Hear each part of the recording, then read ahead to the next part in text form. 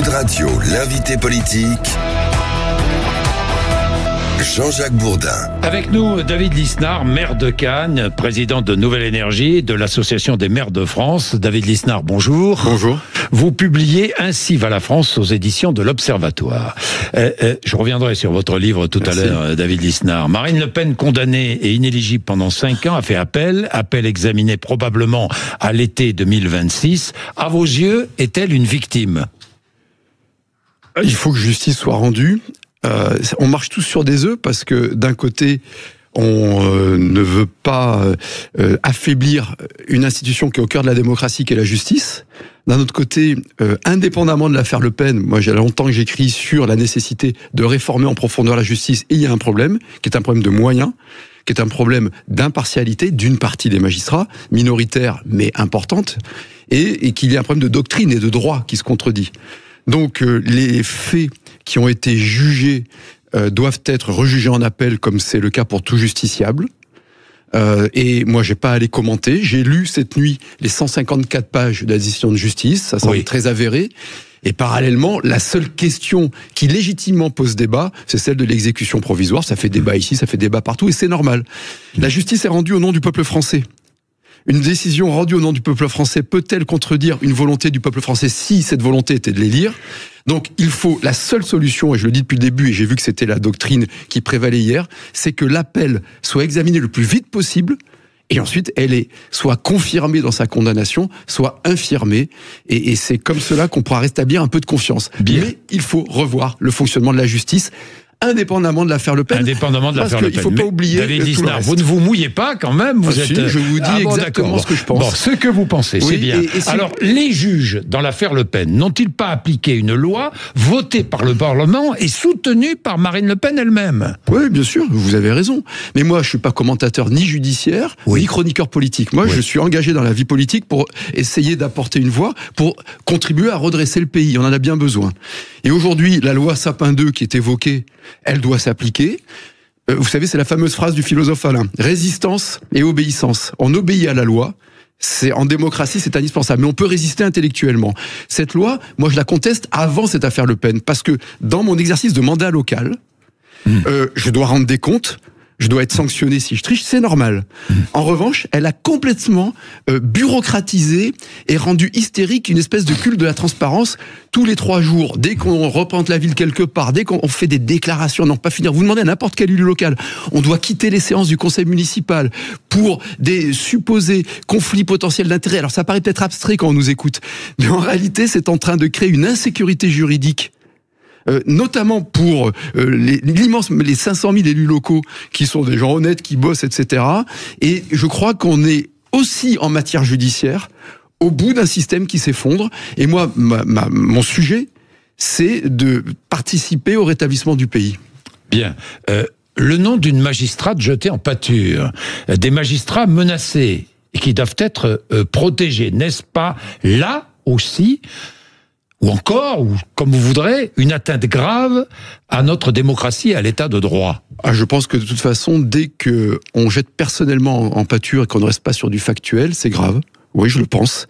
Je pense aussi que parallèlement, quand on voit vous savez, exercer la justice, c'est le cœur de l'État. C'est rendre la justice, c'est protéger la société, c'est réparer les victimes et c'est sanctionner les coupables. Or, en l'occurrence, quand on exerce ce pouvoir-là, on doit le faire avec des moyens. La justice manque de moyens. Avec nos impôts cette année, Monsieur Bourdin, nous payons 5 fois plus de remboursement d'intérêts de la dette que tout le budget de la justice, alors qu'on manque de places de prison, de greffiers, de magistrats. Deuxièmement, il faut l'indépendance de la justice, mais il y a une contrepartie, c'est l'impartialité. Et indépendamment de l'affaire Le Pen, qui, par les motivations politiques de l'exécution provisoire, on doit se poser, j'ai écrit un papier il y a 3 semaines là-dessus, à la suite de la décision sur l'A69, mais souvenez-vous de l'affaire Outreau, il y a eu 0 sanction. Regardez les réquisitions délirantes sur l'affaire Sarkozy, la procédure express contre François Fillon. Donc il faut quand même se poser la question aujourd'hui, du droit, l'état du droit ne va plus, des moyens de la justice, mais aussi de ce qui était inscrit dans l'ordonnance du 22 décembre 1958 voulue par le général de Gaulle, c'est qu'un magistrat ne peut pas exprimer une préférence partisane et qu'il doit être... Là, en l'occurrence, vous pensez que la magistrate a exprimé une préférence partisane? Alors, je pense que je l'ai lu cette nuit. Vous l'avez lu cette nuit? Je ne suis pas chroniqueur judiciaire. Je pense que c'est très étayé. Mais vous l'avez lu cette nuit. Je pense que c'est très étayé sur le fond.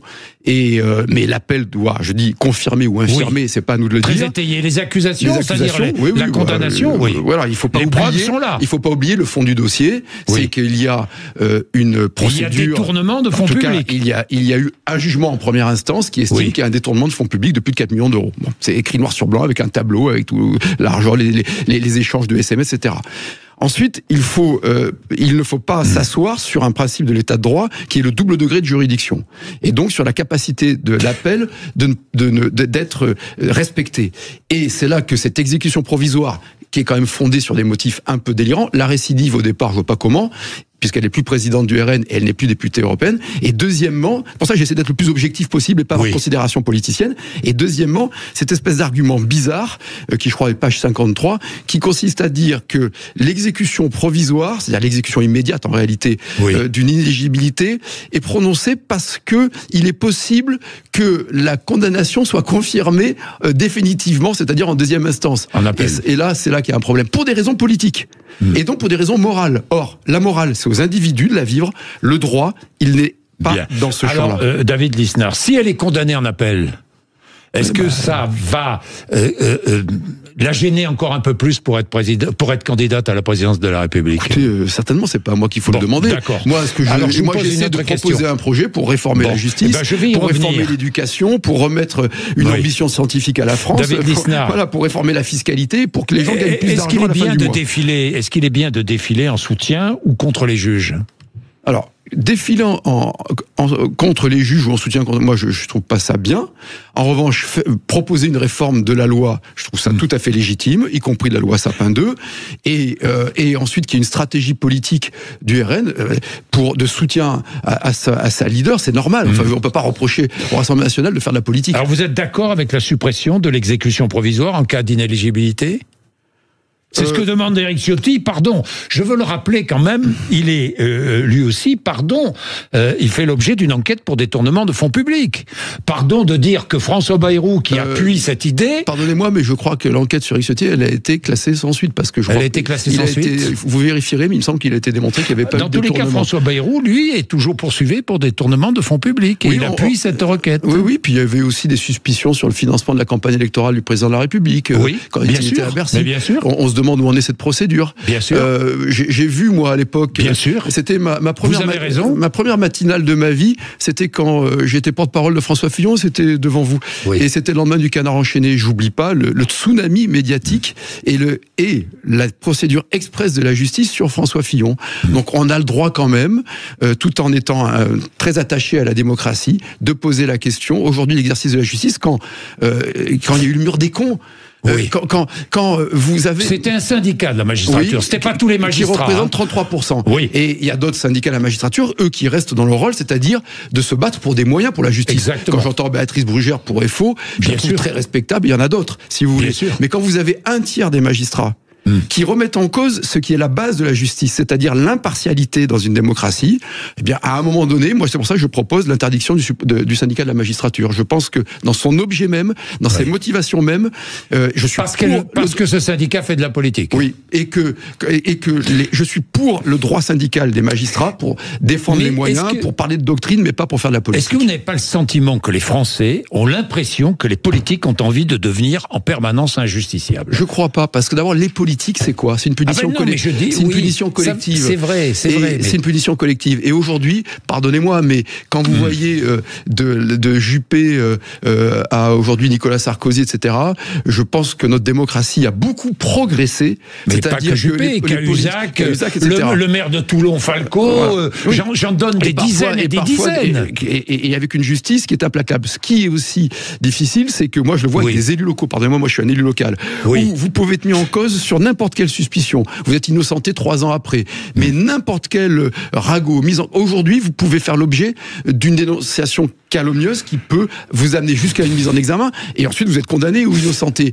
Mais en attendant, votre réputation, et quand on est quelqu'un qui a de l'honneur, et moi j'ai de l'honneur, ça peut faire très mal. J'ai pas vécu ça. D'autres le vivent. J'ai des témoignages d'élus tous les jours. Il y a une insécurité juridique qui devient un sujet majeur, notamment pour les élus locaux, ceux qui prennent des décisions et indépendamment des grands élus nationaux. En revanche, ceux qui ont détourné de l'argent doivent être sanctionnés. Enfin, c'est évident. David Lisnard. Non, je vous dis ça parce que Jean-Luc Mélenchon et le RN disent la décision de destitution d'un élu devrait revenir au peuple. Alors, est-ce que vous êtes d'accord ou pas avec ça ? Non, pas forcément. Non, il doit y avoir des règles. Est-ce que le peuple est souverain au-dessus de toute justice ? Le peuple est souverain pour choisir des règles, y compris des règles de destitution d'élus en cas de faits graves, mais qui ne repassent pas par le vote du peuple. On pourrait se poser la question du système judiciaire.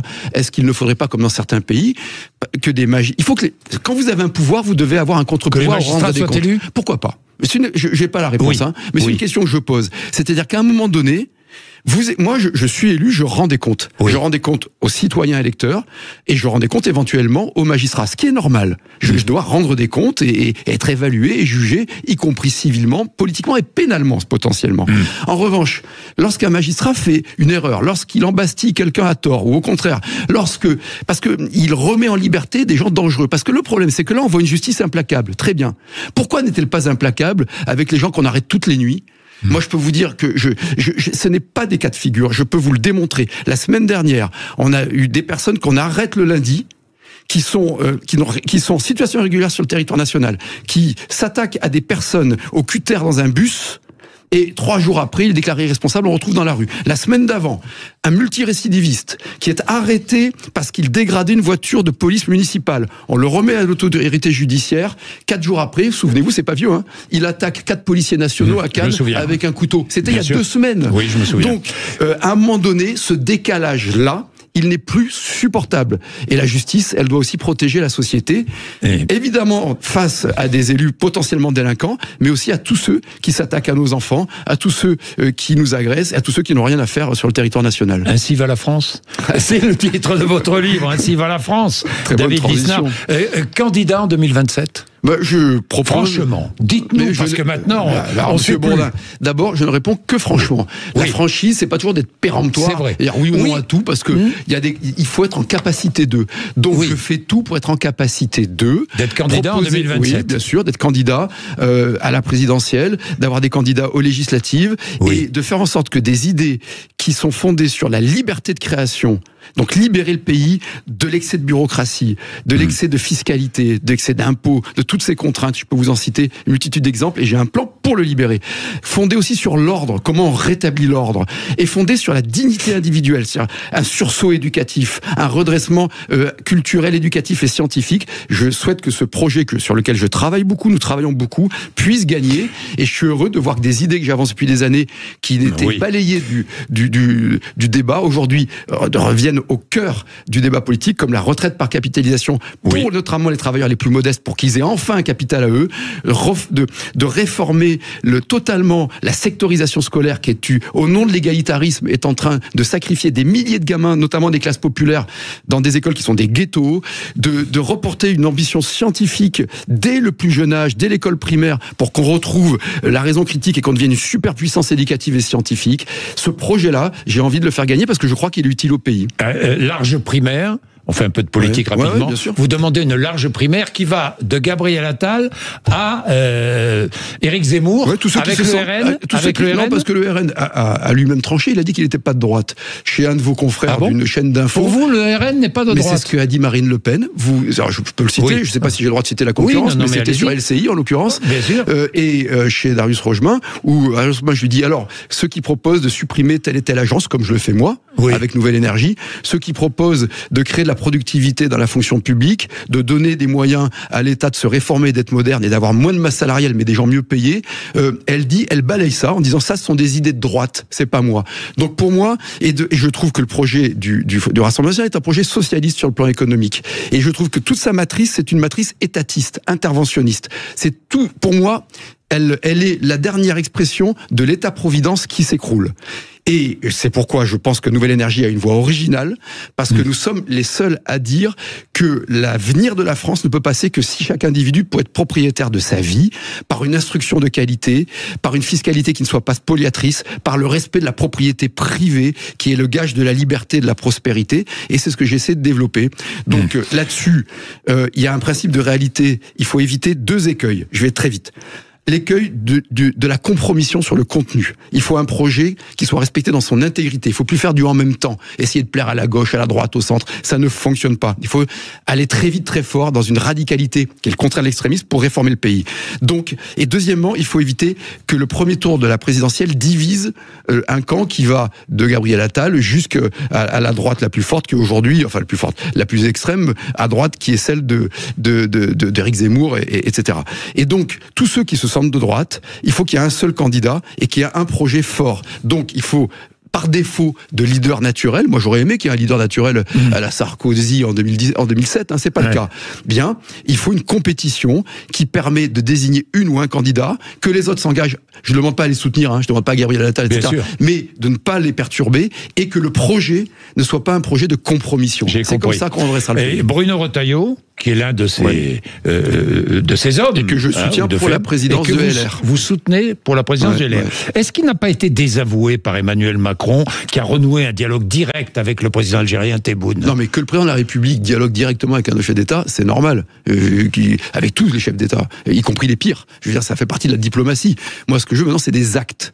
C'est-à-dire qu'il y ait un dialogue avec l'Algérie. Que Boualem Sansal soit gracié d'abord, et puisse revenir en France. D'abord que le ministre des Affaires étrangères revienne avec Boualem Sansal, et puis qu'on remette en cause des accords qui étaient des accords post-coloniaux qui aujourd'hui sont obsolètes. L'Algérie est un État souverain indépendant, la France aussi. Et on n'a pas à faire un privilège, on doit trouver des accords équilibrés. Mais ne faut-il pas reprendre pour des raisons de coopération sécuritaire, de lutte contre le terrorisme? Où je ne dis pas qu'on a un intérêt à faire une relation bilatérale forte avec l'Algérie. J'ai toujours dit, y compris dans les moments les plus grandes tensions, pour des raisons sécuritaires, pour des raisons géopolitiques, pour des raisons démographiques, pour des raisons économiques. Nous avons un intérêt. Mais en attendant, on ne peut plus laisser la France se faire souiller par l'Algérie.